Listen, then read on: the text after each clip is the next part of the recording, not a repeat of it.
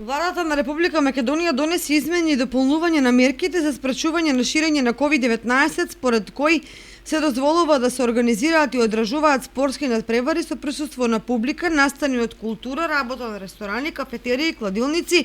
обложувалници, концерти, семинари, работилници и други настани на затворено со 30% од капацитетот на просторот, а на отворено до 50% од капацитетот, меѓутоа со почитување на протоколите и мерките за заштита од COVID-19, поседување на сертификат за примена на најмалку прва доза вакцина или сертификат за прележаност не постаро 45 дена сметајќи од денот на оздравувањето.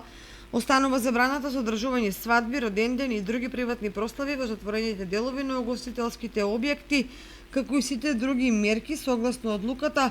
од 99-та седница, според која за влез во угостителски објект, кафулини и барови, без разлика на капацитетот и бројот на присутни, задолжително треба да се поседува и приложува документ за извршена имунизација и сертификат, односно потврда за прележан COVID-19 во последните 45 дена. Дополнително, во сите угостителски објекти, кафулини и барови опфатени со оваа мерка, каде капацитетот е поголем од 30 посетители, задолжително е воспоставување на редарска служба од страна на правниот субјект за контрола и спроведување на мерката, додека пак во угостителските објекти со капацитет помало од 30 лица, контролата за поседување на COVID-19 сертификатот на посетителите е должност на редовно вработените лица.